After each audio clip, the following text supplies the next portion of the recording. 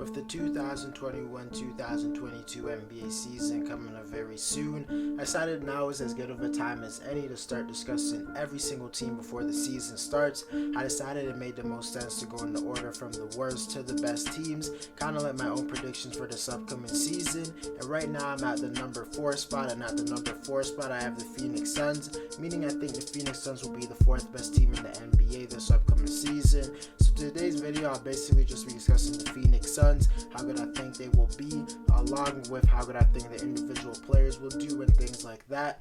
But before we get into the video, I ask you to drop a like on this video as it does help my channel grow. Subscribe to my channel if you want daily NBA content. Also, if you want to help me reach my goal of 2,000 subscribers. Also, drop a comment on this video as I do respond to all of my comments. And play that intro.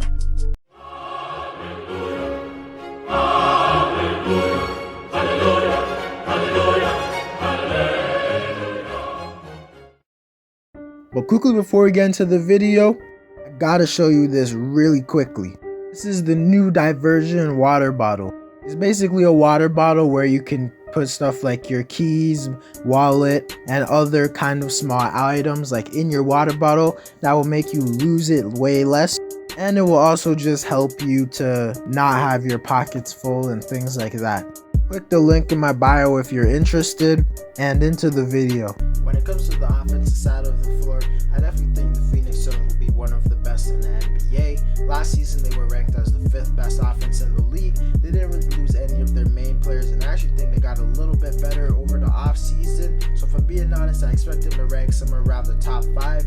I were still ranked somewhere around the 5 to 10 spot. This is just a team filled with a bunch of good shooters and plenty of guys who can handle the ball and attack the defense and make plays for others. They also have a go-to scorer in Devin Booker, who is an offensive superstar. They also have Chris Paul, who's one of the best playmakers ever.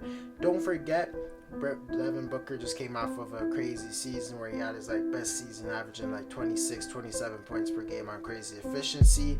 I'm not gonna lie, I don't think he's gonna take a huge jump this year because he already played so great the last few seasons, but maybe you could see improvement in his 3-point percentage, or maybe he gets a little bit better on defense. But to be honest, I think he'll put up around the same numbers and things like that.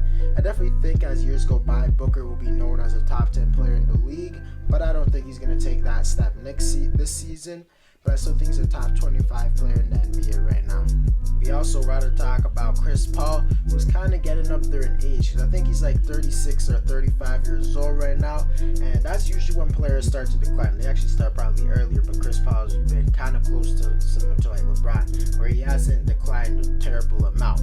Chris Paul definitely has been declining over the last few years, but he's still been a top 5 or so point guard in the league. It's reasonable to expect that Chris Paul will take a little step back and be a little bit worse of a player this upcoming season. If I had to predict it, save my life, I wouldn't predict him to be way worse. I wouldn't predict him to fall out of the top 10 point guards in the league, but I do think we'll see some signs of him just getting older like we have seen the last few seasons. But nonetheless, I still think Chris Paul will play at a top 7 point guard in the league level this upcoming year.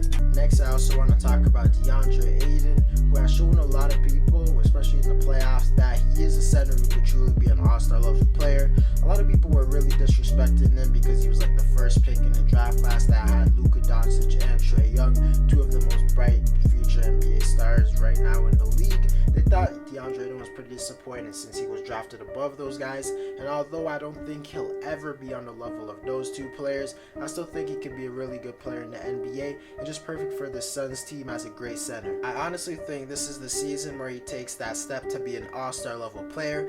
I don't actually think he's going to be an all-star unless the Suns are the number 1 seed, because the league is so talented. But I don't think people will view him as just a very good starter, which is what we view him as right now. No one views him as an all-star level player, but I think next season we're going to start viewing him as an all-star level player. He just needs to get the ball more on offense and be more assertive. And I definitely think he could take that step. He just needs to try and be this team's second leading scorer, because I don't even think Chris Paul needs to be that.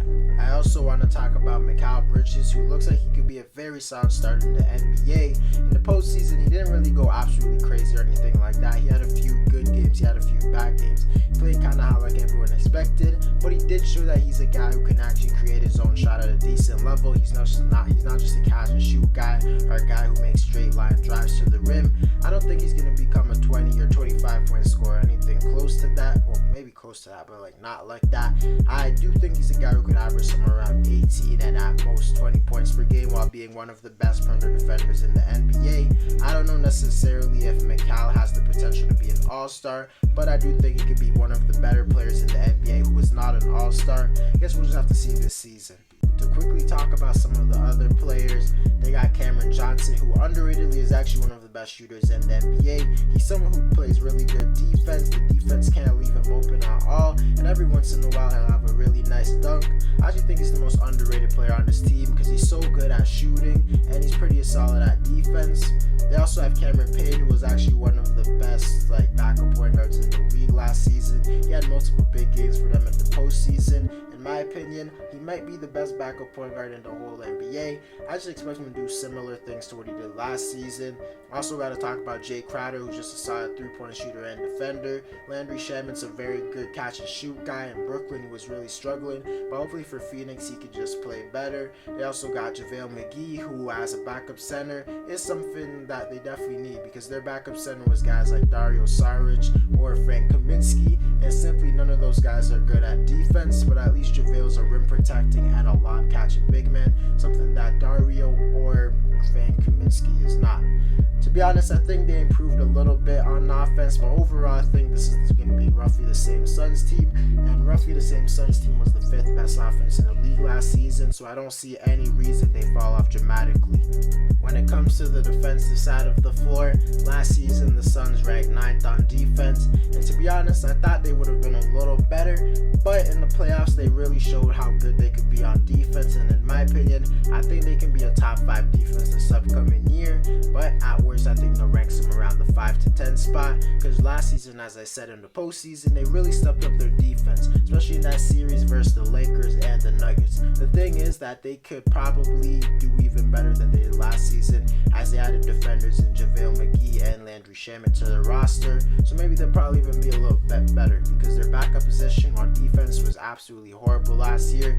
But this is just a team with a bunch of solid defenders. Chris Paul's a really good defender even at his old age. Devin Booker's an average defender. Jay Crowder's a pretty good defender. Mikal Bridges is a really great defender, border on elite. Cameron Johnson's a very good defender, and I think Deandre Ayton is kind of slept on when it comes to his defense. He used to be like a liability on defense, but now I'd say he's slightly above average to being a good defender. He's not one of the best defensive centers in the league or anything like that, but he's far from a liability.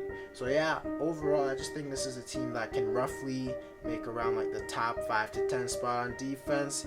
And yeah, to answer the question of why the Suns are ranked number 4, even though they just made it to the NBA Finals, to be honest, I simply think a lot of their finals run success was due to injuries. I'm not someone who's going to discredit their run, but you have to acknowledge that in every single series except the Milwaukee Bucks series, there was a major injury to the opposing team. That's all I'm going to say. I'm not here to discredit them or anything like that.